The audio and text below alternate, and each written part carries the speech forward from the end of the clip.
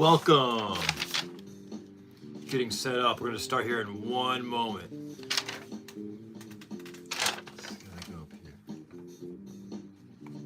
Hope everyone's doing awesome. It's a foggy night in Ohio. It's bizarre. It was snowing last week here on White Sand Island, and now the snow's melted, and it's just a really thick fog. It's a really heavy, thick fog, which is kind of weird and kind of eerie. So you're safe inside with EJ Parker. I'm your host. All right. I love you too, and thank you for being a part of this. We're going to look at some really special antique and primitive items. Some are quite old and some are more vintage. Some go back to the 1600s and some are not that old. So we're going to look at that, and then we may even get to some polling results. We are live. I'm your host, EJ Parker, here at Vintage Classic Solutions. So it's going to be, hey, EJ, what'd you find? Now, I got to do some research on these items. These are items I found over the course of a few months that I get and I put in my antique and vintage store, and they sit there, and I kind of forget about them. But now my channel gives me a great platform to share them with all you, and I get to learn from you, and hopefully get to learn a little bit from me. So let's get to it. If you like this kind of stuff, please subscribe. So what is this? Look at this thing. Hey, everybody. What is this? I found this in a barn over the summer. Excuse me. I'll put light background music, not too obtrusive, but just a little bit. So I found this in a barn over the summer. Let me get a close up here for all you fine people. And it caught my eye because of these handles. And at first I didn't know what it was, but it caught my eye enough to say, okay, I'll buy it for, I think it was maybe $7 or $8. I knew it was old. I'm learning about pewter. I do buy and sell it. Now, this caught my eye because of these handles. Look at, they're very like asymmetrical. You see how they are not done by a machine? It looks like an ashtray. Yeah, right? Ashtray. Exactly, right? But what this is, it's an antique covered porridge dish. So this is a thing. You put porridge in there, and then you cover it so you don't get bugs in it, or it keeps it warm. So let me tell you about this. I featured this in a YouTube short over the summer when I first acquired it, and I just kind of put it away, and I just rediscovered it. So I have some notes here. I'm prepared today. Pewter covered dish from the 1600s or 1700s. Isn't that crazy? That's freaking old. So the darkened hue of this means there's probably a little bit of lead. So pewter is mostly, this is made of pewter, which is basically 85 to 99% tin. Pewter is mostly tin, but it has a little bit of lead mixed in, and then the more lead you have, the darker the pewter is. So this is a little bit darker. That kind of caught my eye. It looks used. So I had to do some research. What the hell is this thing? And it's a covered porridge dish. Now porridge is not like it's not the same as we think, like maple syrup, oats or whatever. It was like some was salty, some was sweet, like savory and stuff. So it wasn't just like your maple syrup, oatmeal. But what else do we know about this antique primitive porridge tray? So the important things are these handles, because this is pre-industrial revolution, folks. So that's an important thing to know. for you collectors, dealers, whatever, because the pre-industrial revolution was basically in 1760. So anything before that is handmade. And again, this reflects that. You can see they're asymmetrical, they're not perfect. I mean, they're awesome, they look great. But this is pre-industrial revolution. So this could be, I don't know, 1720. It could be probably older than the United States, which is amazing. So I found that. Was it worth? Good question. I didn't list it at my eBay store yet. I might, but it's kind of a cool thing, like a cool talking point. Like now, I don't know. I haven't really priced it. It could be worth $150, maybe a little more, maybe a little less. But the person that buys it definitely knows what it is, because you kind of got to know what it is, right? If you're a historian, if you're this is a great primitive. So that's what that is. Let me mark that one off the list and we'll move on. I'm your host, EJ Parker. We are live here at Vintage Classic Solutions, my vintage and antique store. Going through things I found over the course of a few months that I just kind of socked away into my store, and then I just kind of rediscover them. So that was the pewter porridge dish. One note about this, which I thought was interesting. So you see how this is soldered or depending upon where you live, it's pronounced soldered or soldered. Like metal melted to metal. That really doesn't give me that much of a clue. This is soldered on, but that doesn't give me a clue because that process was invented like 4,000 years ago. So, I mean, it's not 4,000 years old, but it's definitely soldered on there. So soldering doesn't really give you a clue to age, unfortunately. I thought it would, but I thought it was like a newer piece because of that, but it's not. Let's move on. Let's see. Let's go a little more contemporary. This is awesome. This is an E.J. Kahn, no relation. I'm E.J. Parker. E.J. Kahn, Company of Chicago, Illinois.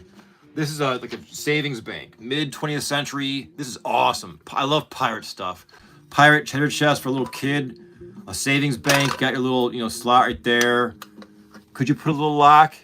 Oh yeah, you can put a little lock right there so your little brother couldn't get in there or whatever. Uh-oh. What do we got? Treasure. Hello. This unexpected. This is like a McDonald's thing from the 80s. Transformer, GoBot, French fry. I tell you what, this has that classic 80s color scheme. Yellow, orange, and brown. That's super 80s. So that was in there. That's a bonus. These are fun. What are they worth? Not too much. I mean, you see these on eBay between $15 or more, depending upon the condition. They're not super expensive. Hello, everybody. Blaze XRO. How you doing? These are cute. That mid-century pirate skull and crossbones. So that's cool. I think I found that at a thrift store over the summer. Let's move on to something recent. I found this today on the way home. I collect and I buy and I sell various religious, spiritual items, Catholic, Buddhist, and anything in between. Asian, traditional things like that. I found this today and I had to do some research about this. This is quite gorgeous. It's made of plastic. It has a swirl. Collectors love the plastic swirl. Why? Because look at it. It looks good. Look at it. It looks like a big candy, whatever. So this is so I had to do some research about this. This is Spain. This is where to go? Of course I can't find it now. Doing all this. Okay. Orense. It's a historical city in northwest Spain. It has numerous shrines, a lot of Catholic tradition, a lot of sanctuaries devoted to the Virgin Mary. And this is Milagros, which means miracle of, and it says the city underneath. So this must be Our Lady, like a miracle, one of the renderings of the Virgin Mary. And it's got a cityscape in the background. So this is like a little shrine, like a little mini desk top shrine. I love these kind of things. It's probably from the 60s, 50s. I mean, it could be early 80s, but that plastic swirl kind of gives us some dating because you don't really see that anymore, that plastic aesthetic. And all that comes from is just people being thrifty. They recycling scraps of plastic back into the vat of melted plastic, and you get these swirl patterns that just happen to look good, and they can look more unique and and beautiful, just like you. The more unique you are, the more beautiful. So that's cool. I have a lot of like statuary. You can see I'm surrounded by it. Mandy's Candy, all right. My buddy, Mandy's Candy. I have a lot of religious statuary surrounding me. I think it's cool. I love the imagery and the artistic renderings of heaven and this the heavenly plane. So I have these things around me. Let's see what else I found. I found this. I gotta talk about this. This is awesome. Check this out. I found this in a thrift store over the summer, and I ran home to feature this in a YouTube short. And this is an artist work. I knew it immediately. It caught my eye. This is gorgeous. This caught my eye, and I knew it was something special, just like you. But you're more special. This is awesome. Look at all these little charms. I love this. This is a work of art. Isn't that gorgeous? Yes, Mandy's Candy. I agree with you. You got great taste. So Mandy's Candy is my buddy. We comment to each other back and forth. We're from Ohio. Yeah. Ash. Wow, holy crap, right? So these are all little charms, hand nailed into this wooden cross. And what you're seeing is a work of art by a female artist from Mexico who's passed away, unfortunately. Her name is Estela, I don't want to mispronounce it, Estela Ogazon. And she lived from 1966 to 2009. So she didn't live very long, but she had a great vision. Now what this is called a Milagro cross. Milagro is Spanish for miracles. Now this is very interesting because these charms are a traditional customary thing in Latin America, and I think it predates the Spanish conquistadors. It was like a tradition to have these little charms for various goodwill or good fortune, and Christianity picked it up. So for example, like if you pray for someone like that had a heart problem, you would get them a little heart charm, or if someone broke a bone, you would get them a little bone charm. Things like that. That's what my research has led me to find. The charms trace back to ancient pre-Columbian cultures, and then Christianity integrated them. So it's a mix. It's like traditional folk, like folk beliefs and Christianity mixed together in this work of art. And this is probably from this is like the mid-late. This is probably from, I think this is from like 2000, around then. It's not, I don't think it's 19, I mean, she was born in 1966. I think this is from 2003, I think. Now, what's it worth, right? I was going to list this, and you can see here, actually, it's like a little maker stamp, right? She stamped it. Because you can find these on eBay that are not hers, and they're quite affordable, like $20, but they're not hers. But these are actually affordable. You would think this would be like a lot of money. This is like between 40 to 200 US dollars, maybe a little more. I just did some research before I went live. I'm your host, EJ Parker at Vintage Classic Solutions, my antique store, my passion, my love. If you like that, please subscribe. I thought this would be worth like $600 or $700 or more, just because it's so gorgeous. But no, I mean, they're affordable. So I mean, if you really want one, and everyone's been knocked out by this, including me. It's just all these little, and you can get lost in these little charms. I mean, I love the heart. Someone praying. A feather. This is like a demon almost, right? And it's made of various things. I love it. There's a pig. What else is on here? There's some other weird stuff, or stuff that you wouldn't. There's corn. There's a realistic looking heart.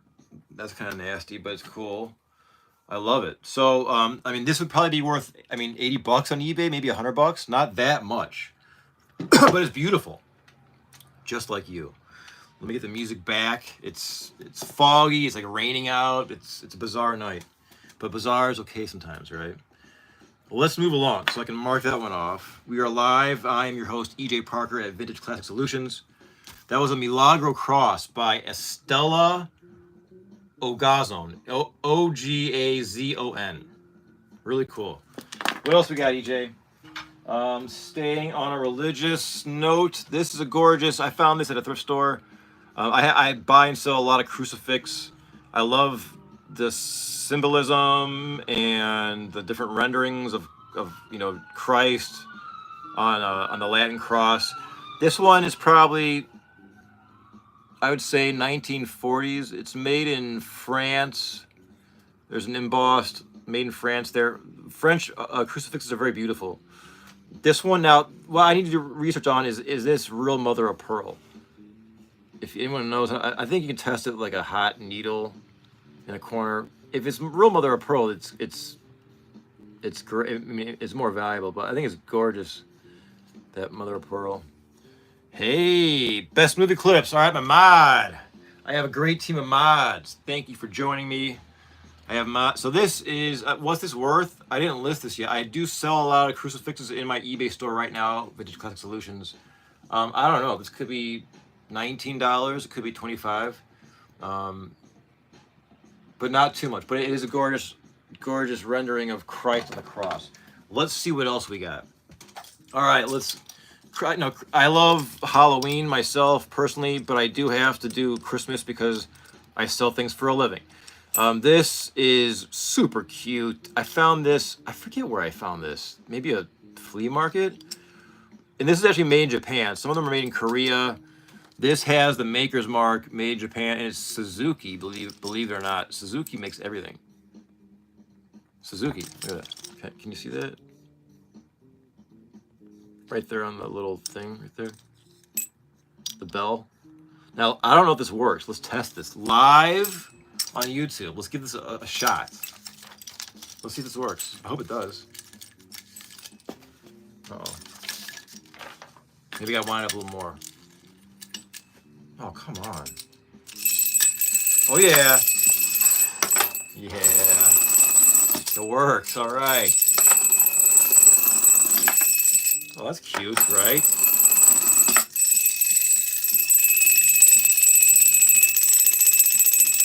So, tin toys. Made in Japan. Very collectible. This is probably from the 1960s, I'd say. In a nutshell, tin toys in Japan. It's a very collectible genre of toys. Some can be very expensive and rare and kind of fragile. Japanese-made tin toys were basically produced from the 1920s through the 1960s, and then plastic took over, right? So like plastic was like 1955. Toys started to be made of plastic, so those Japanese toys went away. What's this worth? This is probably worth anywhere between, I checked it out online, anywhere between like $17 to $40 depending upon the condition, of course. Now this one I believe is incomplete. I think he's got like a little flag that should come up. But this is, I love it how you can steer them. And now the Santa is plastic, and the bike or the trike is tin, and it works, as you can hear. Made Japan. So there you go. That's a fun. Tin toys are great. Tin toys are fun. They have their own charm and allure. I used to live in Shanghai, China, for about 10 years, and there would be on every other street these little stores that sold just tin toys like that, and they'd be really fun to go into, and they were like contemporary like remakes, but they held true like the aesthetic. It was just magical to go in these stores. I'd buy something once in a while, like a little walking penguin or something. All right, so let's get prehistoric. Bam! My buddy T-Rex here doesn't mess around. He doesn't give up, doesn't quit. Unless an asteroid smashes the planet and then you gotta go buy car. So this is a T-Rex. This is like a great old toy from the early 90s, late 80s, 1987. So you get these at Kmart, Toys R Us, even Mailways. You know what I mean? They come in like in a set. They're hollow, made of PVC, sandbox. Bring them to the beach. Bring them to the river. Now T-Rex. Let's talk about T-Rex. I love paleontology. So T-Rex is Latin, or Tyrannosaurus Rex is Latin for tyrant lizard king. Wasn't Jim Morrison the Lizard King from the Doors? The Lizard King? I think so. So he's the tyrant lizard king. He lived, or she lived 66 to 68 million years ago. I mean, that's so long. It's hard to wrap your mind around that. You know what I mean? Like a million years and they do it 68 times. It's hard to even think about 100,000 years. You know what I mean? Like realistically, right? So that's the late Cretaceous period. For those of you keeping score at home, this is a T-Rex toy I found at a thrift store. But it's got that. This from '87. It could be Imperial. Imperial made a lot of these toys. I don't see. It says made in China, so I don't know. I don't see an actual maker's mark on it. But it's a handsome T-Rex. You got it. It's like almost like the black glass color, that swampy, muddy color. I love it. So back to the facts. So T-Rex was 40 feet up, grew up to 40 feet long. That's 12 meters to my friends in the rest of the world. I was gonna say Asia or Europe, and that's pretty much everywhere except the U.S. The height was 13 to 15 feet tall, which is about 4 meters tall, and weighed around 8 to 10 tons. Now this is the scariest part. It lived in the forest, floodplains, and near rivers in subtropical climates. So imagine the forest. Imagine being in the forest and knowing, like hearing like a branch creak or crack and knowing this thing's on your ass. That story repeated itself countless times in the prehistoric, universe.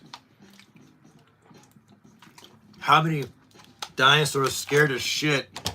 The last thing they saw was this thing coming at them behind them. You know what I mean? In the forest, and they were good at like lurking and stuff. And then the other thing was their arms, right? Their arms, like you always think, well, how could this thing have these little arms and be like this terror, like this killing machine?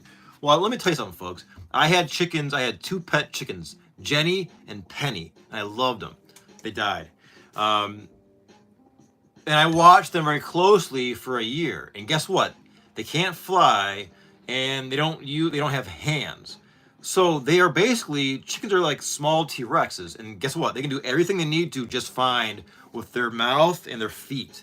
They can clean everything with their feet, and their beaks. They're so good with it that they would just maybe use their feathers to, or their wings to maybe wipe their face, but that was it. They would never pick things up with their hands, never climb. It was always their legs. Their legs are very, very capable, and so are their fingers. So basically, birds are dinosaurs. So if you want to know what a T-Rex, how they behaved, go look at a chicken. I'm serious. Go watch a chicken for like 2 days. You think they're brainless? No, they have like customs. They have behaviors throughout the day. They recognize you and your face and your voice. They're very social, and they get a lot done without arms. So T-Rex. And then also, last but not least, T-Rex had 60 serrated teeth. Now, I'm not. Now, the source I read, it said 60 teeth. Now, is that specific to a certain species or whatever? But 60 teeth, and some were up to 12 inches long. Now, check this story out. Back to T-Rexes. So, I live in the United States. In Ohio, there's no T-Rex fossils, but out in Montana and Utah and Wyoming, there are. You can go on a hike and discover a freaking T-Rex skeleton. I get happy when I find a broken Coke bottle from 1950 in a garbage dump. If I found a T-Rex skeleton, I'd probably blast off like a rocket ship to the moon. I'd be like, with joy. It'll happen one day, I think. But I gotta get out west.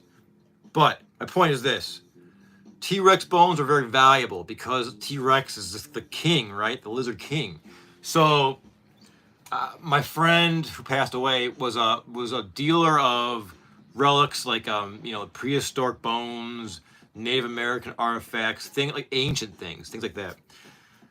He told me a story that there was a young boy in the area that went to this, like, it was like, come to Utah for a week for this camp, and you go out with paleontologists and dig for dinosaur bones, like a getaway camp. So him and his dad went out there. It wasn't cheap. It was like maybe like $5,000 for like a week, and you dig for dinosaur bones with the experts. They help you find them. So they did that, and this kid found a T-Rex tooth that was like this big, and I guess the fine print in the contract of that paleontology camp was you also got to buy the bones you find. So a T-Rex, they wanted to charge this kid like $3,000 for the tooth he found. So the kid was probably so happy, and the dad was like, "What the f? $5K to get out of here. I got to buy all this stuff, and now I got to buy the damn bone. Like what the hell?" So the guy called my friend, and I'm not sure if it happened at that site or later or whatever, but basically it was like this. T-Rex teeth are worth $1,000 per inch. So if you have, let's say, an 8-inch T-Rex tooth, it's worth $8,000. So basically, my friend was saying to this father that you were actually getting a good deal for $3,000 for a T-Rex tooth that I think was worth $7,000 or $8,000. But still, it's kind of hard to explain to someone that doesn't usually live in that world of buying and selling dinosaur bones for, 4 or 5 digits. You know what I mean? But I would love to find a dinosaur bone. It's like a childhood dream that I have to do at some point. Get out west to some open land and just look. You know what I mean? Just go, bring water and whatever, and just look. I'm good at finding stuff. I take my time and I use my imagination to think abstractly at the things I see on the ground. Because if you're going to find an arrowhead, which I have found before, it's not going to be sitting like in the quintessential arrowhead shape on the ground. It's going to be stuck in like that, or from an angle. So you really got to train your eye beforehand what to look for, like the color of the flint, the way the tooling works, and that will help you find the rock. Once you find the rock, then you hope it's an artifact. I think it'd be the similar thing with dinosaur bones. I found fossils in Ohio. In Ohio, we have a lot of shell fossils because Ohio was an ancient sea. I live right on the shore of Lake Erie, basically, and Lake Erie is only like 2,000 years old. It's not very old, or maybe 4,000. It's not very old, geologically speaking. But Ohio was like an ancient sea, so like you can find there's shell fossils from like the seafloor. So that's T-Rex, and that's my little paleontology lesson. Check this out. This, who knows what this is? Best movie clips, Broken Heart. Go Godzilla. Yeah, my favorite one is what was that one? It was the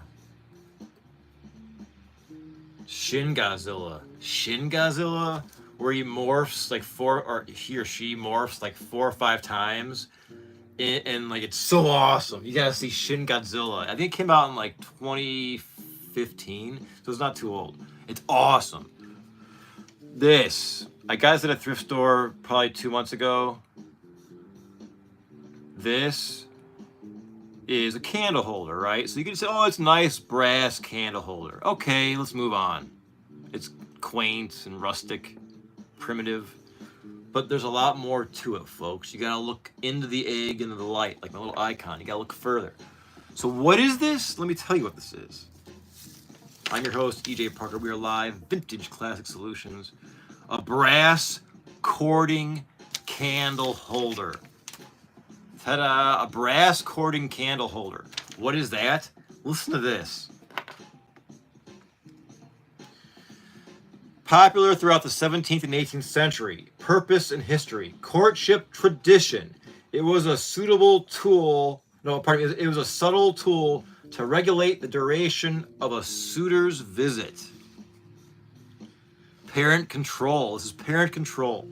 So by adjusting the spiral mechanism, you can adjust how long the candle will burn.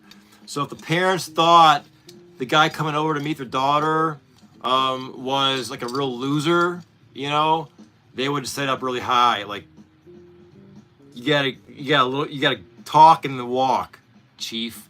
Or if the guy came over, he looked like EJ Parker, had a nice, worked out, had his own business, following his passion, played some music, made some art. Then they'd be like, well, let's lower this a little bit. This guy looks pretty good. So they're going to lower it all the way down for EJ Parker. You know what I mean? That's how you roll. And then they'd be like, okay, so this suitor's got more of a chance to talk to my daughter. You know what I mean? And then I'd probably screw it up. So this is a symbol of customs, of modesty, family involvement, courtship rules of a bygone era. Isn't that funny? Imagine the arguments, the old-time arguments. Mom, Steve's coming over. Don't set the courting candle so high this time. You know what I mean? Oh, I'm going to set it high. No, you got to clean the buckets and you get to your chore. You know what I mean? This is a courting candle holder. Isn't that funny? I love it. This is so funny. So that's what. Now I don't think this one is actually. Now I haven't got to research this as far as the date and the value. This one I think is not from the 17th or 18th century. I think this has got to be probably from India. Could be like a reproduction from the, I don't know, 70s maybe. I gotta look into that more, but I thought that was just kind of so charming, a courting candle holder. You gotta wrap it up, buddy. The candle's burnt. You gotta get out of here. Hey, it's not up to me. It's up to the candle. The candle says it's done. You gotta go. Not up to me. Look at this. We're back to pewter. Now this is really old. Pewter can be a little bit intimidating to me because it just sometimes can lack enough touch marks or maker's marks to make it traceable. And it could be either super old or from it could be from like 1740 or it could be from 1950 or 1975. Pewter can be deceiving because there's all these micro scratches, and once it gets the tarnish on it, then it's hard to tell how old it is. But you got to look at the fine details of that wear and tear. This one is from I researched this over the summer. I did this in a YouTube short. Excuse me. This is late. So this is like probably 1750. Can you believe this? Can you imagine 1750? All at the Christmas dinners that were fought over this. I got tired. I said tired of it last time. Can you believe that? This is so old. 1750. Give or take. Now I decipher that by there's a touch mark, which is the maker's mark. It's British or USA origin. Usually probably British because the ones made in the USA featured a touch mark of a heraldic eagle, like the eagle, the claw, like the arrows and the olive branches. You'll see that, and I have a coffee pot that's colonial era that's got the heraldic eagle, which is awesome. It's in my eBay store. It's beat up, but it's old. It's a survivor. Now, this is also a survivor.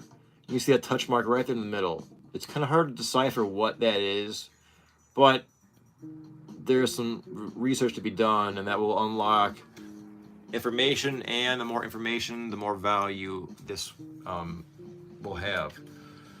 I'm kind of keeping this as a type for my antique shows like this because it's a really old plate. Now, why is this kind of rare? Because pewter was always just recycled.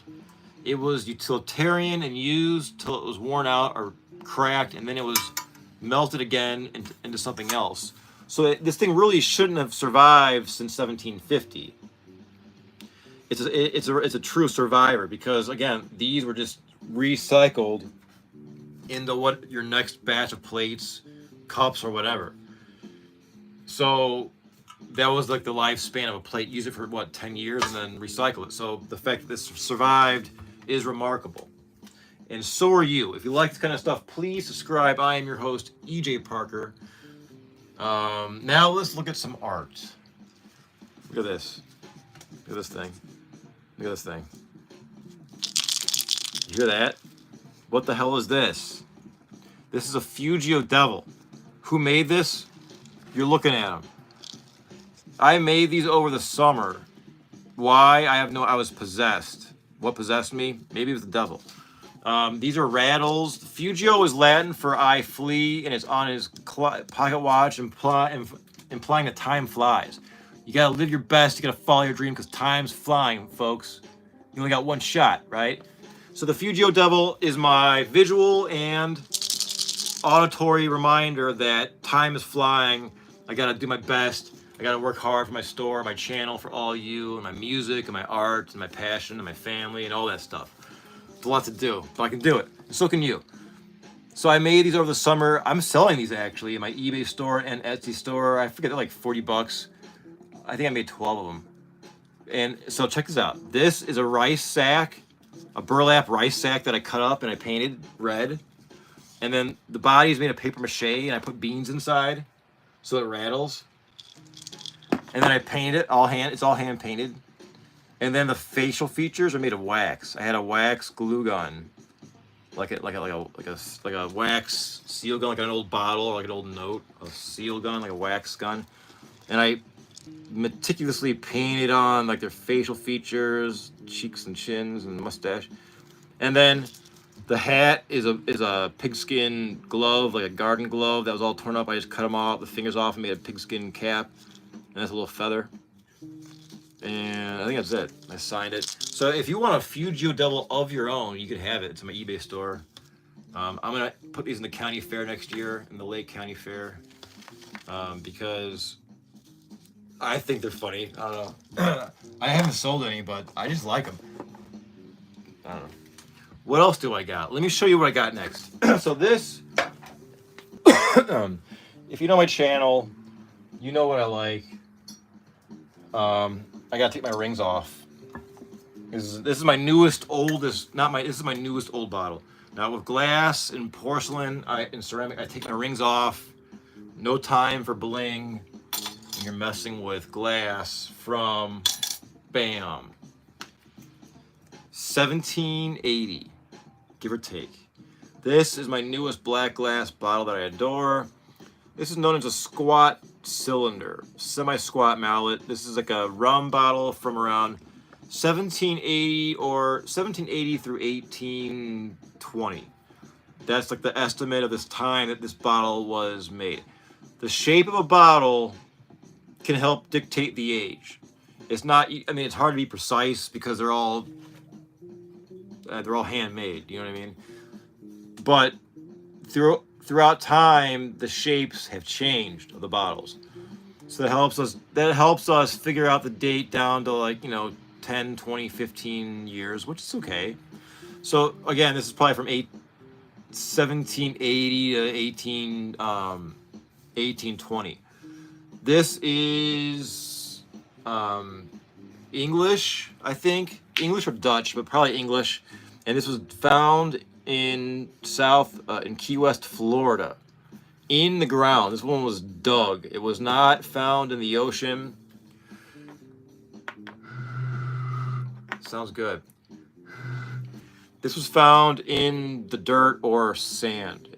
And I know that because the person that sold it to me is a great dealer of old bottles, and that's where they found it, or someone they know. And you can tell from just the features upon this glass, this 250-year-old glass. I did a series on how to identify where your bottle's been based upon the attributes and the features of the bottle's surface.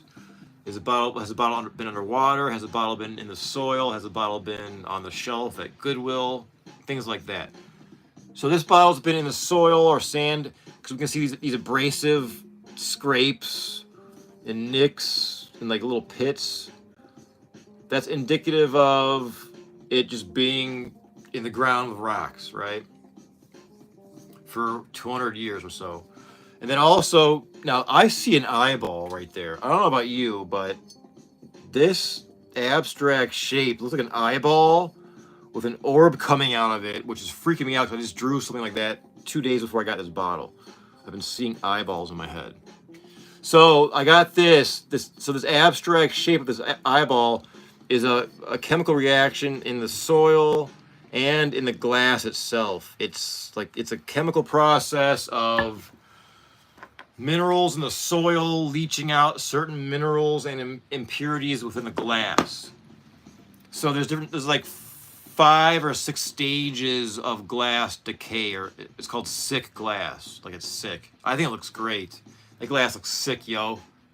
You know what I mean? But so this is like sick glass. I'm getting a bottle in the mail that's even sicker. If you like sick glass like me, stay tuned, folks. The bottle I have coming from Louisiana by way of New Orleans is so sick, you're gonna freak out. I'm trying to.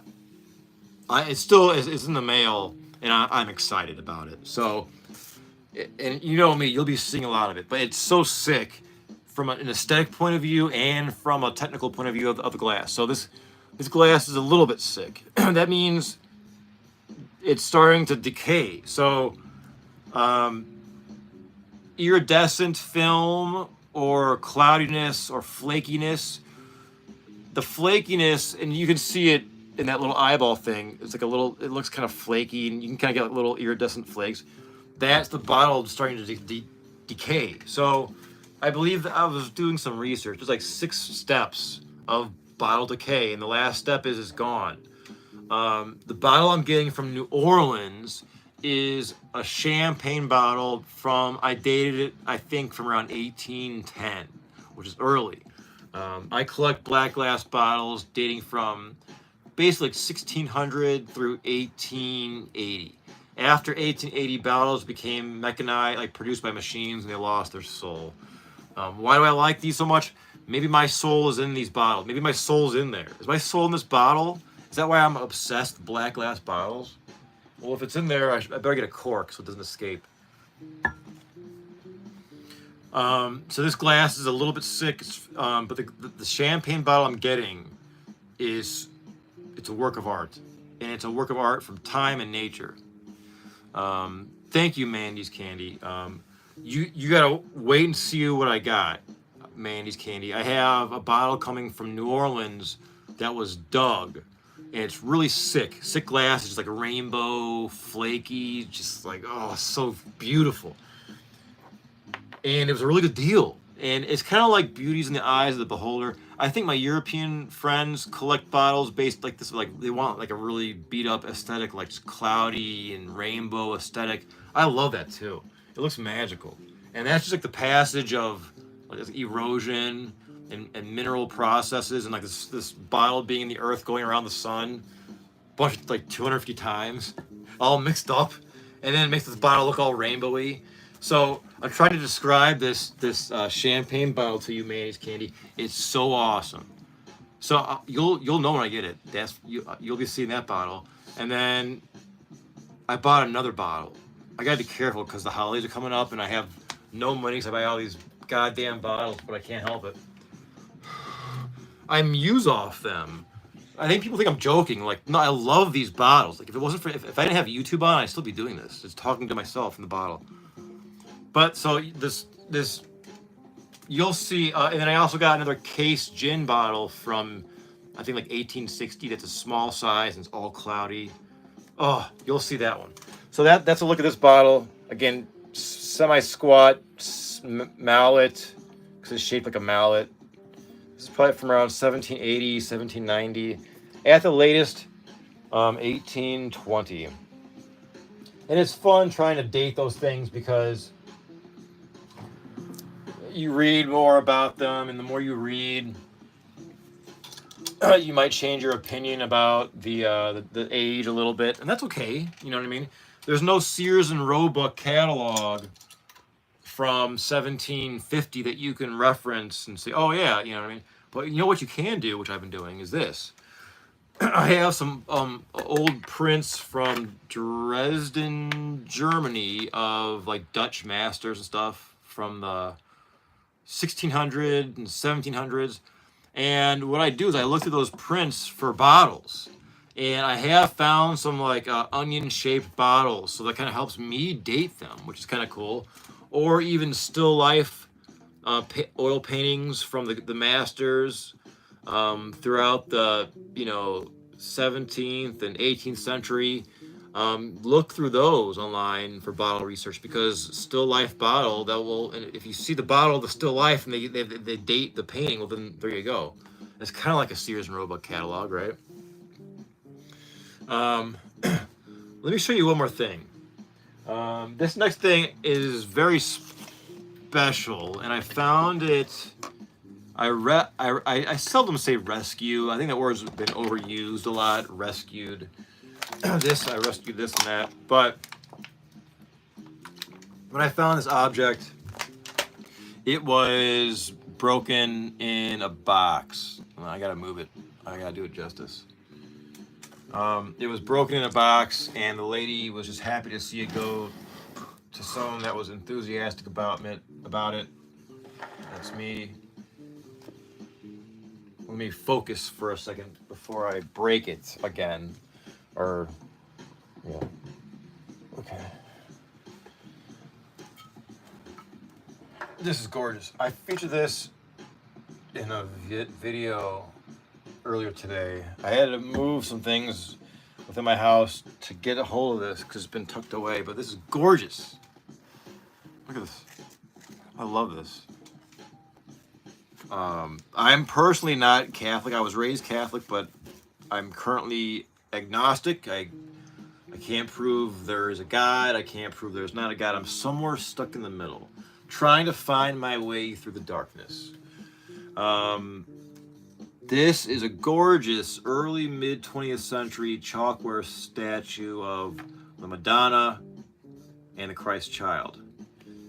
Madonna is Italian for my lady, which is a saying of admiration and respect for the Virgin Mary, the Son of God, or the Queen of Heaven.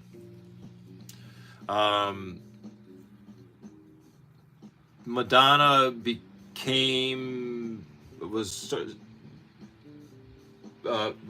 people started using the term Madonna like in the Renaissance era. And now, as far as this, I think this is European. There's no maker's mark on this, and I do buy and sell a lot of religious statuary, a lot, in my eBay store. I love it. I always find it, and I look for special aesthetics. So a lot of the modern stuff made in China I don't like, just the way it's the hand painted aesthetic. But I love the early mid-century stuff from the U.S. and Ohio especially, and the stuff from Europe. It's just gorgeous. I think this is French or Italian, just from the grandiose nature of it. Let's talk symbology, shall we? So, the crown on the Christ child is like a paradox. It's the Son of God, like it's a vulnerable child, but also the King of Kings, right? So it's a paradox. Child wearing the crown. Mary's wearing a crown, the mother of, or the Queen of Heaven. This is a radiance, golden radiance, which is like the heavenly plane behind them, representing heaven. So I love how this is the artist's rendition of heaven, right? A little shrine of heaven. And then you have the angels in the background. Now this angel is holding, this is a Orthodox cross, which has its roots in the ancient Byzantine era. And it's also known as the Russian cross, or the Orthodox cross. Now that means the top bar is the name plaque, where they said, King of the Jews. The second bar is where they nailed Christ's hand to the cross, and the third bar is usually pointed up to Christ's right hand, representing the repentant sinner on his right, and down on Christ's left, towards the non-repentant sinner who went to hell. That's what that symbolizes. And this angel is holding a harp, what appears to be a harp, and that would represent, like the harmonious nature of heaven. So there's a lot in the statue, and I just love it. It's just gorgeous.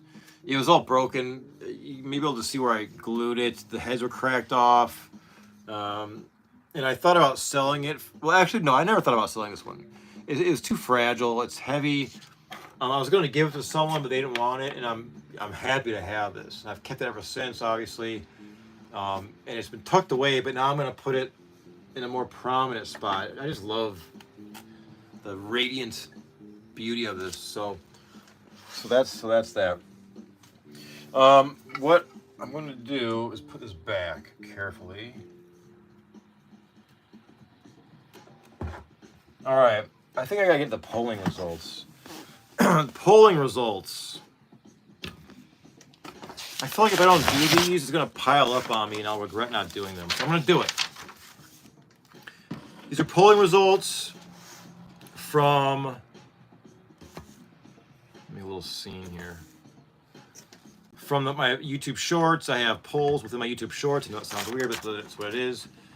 And I ask very bizarre questions. I ask spiritual questions. I ask questions about life, about death, and everything in between. So let's see what we got. Question number 1. Ever go to a desert? 32% of you said yes, I have been to a desert. And the majority of 68% of you say no, I have not been to a desert. The majority is not. So I've been to a desert once. I've been to White Sands, New Mexico. That's where they did like a lot of like missile testing for the U.S. government, and I think it's like where near Area 51 is, where they kept like the UFOs supposedly. It was gorgeous. It's white sand. That's how I got the inspiration to do White Sand Island, because it's a white sand desert and it looks like snow, but it's sand. So there you go. Moving on. Ever eat snow? I ask my polls on YouTube, ever eat snow? 88% of you say with pride, yes, I have eaten snow. And 12% of you sadly say, no, EJ, I have not eaten snow.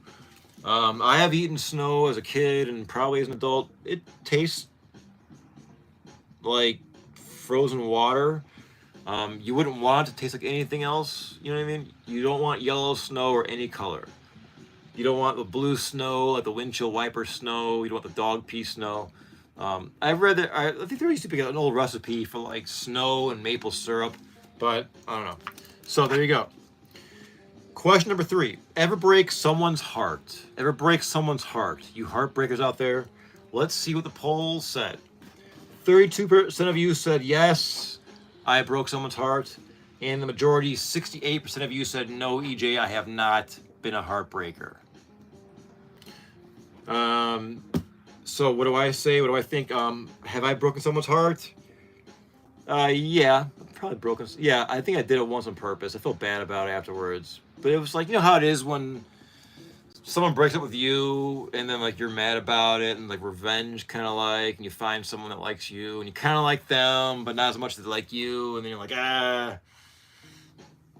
nah. And like you just end it abruptly and like their heart's broken. And so that happened, you know, probably more than once, but I know like for once, I can recall doing that once, like almost on purpose. And I did feel bad about it. This person liked me a lot. And she was really pretty and smart and everything, but it just wasn't written in the stars. You know what I mean? So there we go. Moving on. Question number, what is this? 5, which is related.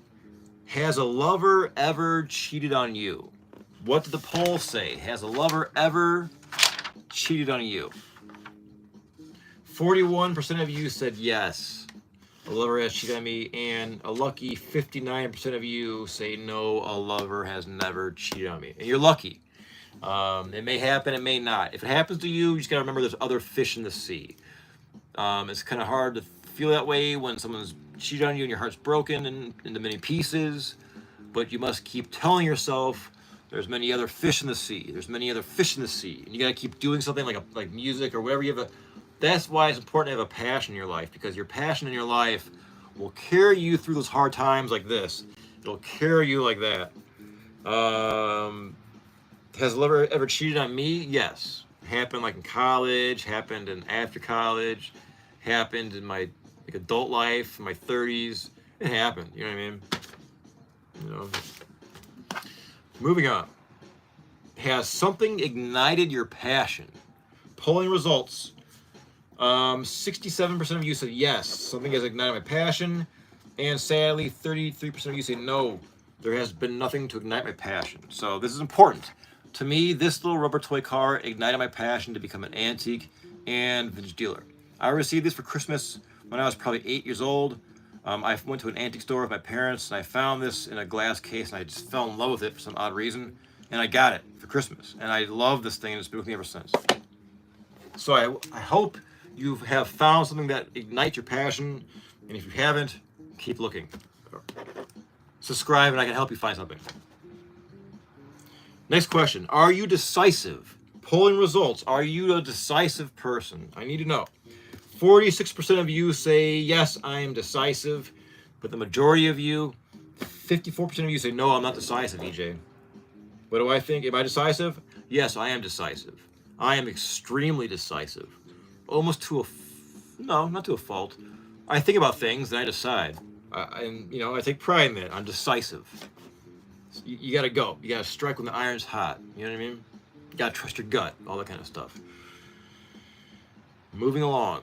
Polling results for my YouTube shorts. Has the Olympics ever awarded a medal in the arts? Has the Olympics ever awarded a medal in the arts? Fine arts. The answer is, let's see. 57% of you correctly say yes. And 43% of you say no. So the answer is yes. From 1912 through 1948, excuse me, the Olympics awarded medals in the fine arts. Architecture, literature, music, painting, and sculpture. Can you believe that? I love it. It was canceled due to concerns about amateurism versus professionalism. I would like to hear those arguments. You know what I mean? This was kind of new to me. I was looking for random facts, and I'm like, I didn't know either. So yes, it did. There were awards for fine arts. And that concludes this polling list. There'll be more. Stay tuned and watch my YouTube shorts for those hidden little Easter eggs. Those are fun and very interactive. Let me see here. Let me see. I think we're good. So what I'm going to do is this. I need to probably eat and get some coffee, and then I need to do some more. I have my train set up. If you want to see a little sneak peek into my world, the trains set up for. I'm doing a lot of YouTube stuff with these. These are like vintage trains from the 1940s and 50s, Lionel trains. They're gorgeous, and they all work. I mean, these are made so well. They're made of metal. They smoke. You gotta oil them and grease them. They're heavy. You know what I mean? They got lights and horns. These are so awesome. So I've been filming those. There's a lot of train enthusiasts that like these, including yours truly. So stay tuned for those. And let me think. That's it. So thanks for being a part of this live stream. I'm your host, EJ Parker. And as always, thanks for checking in.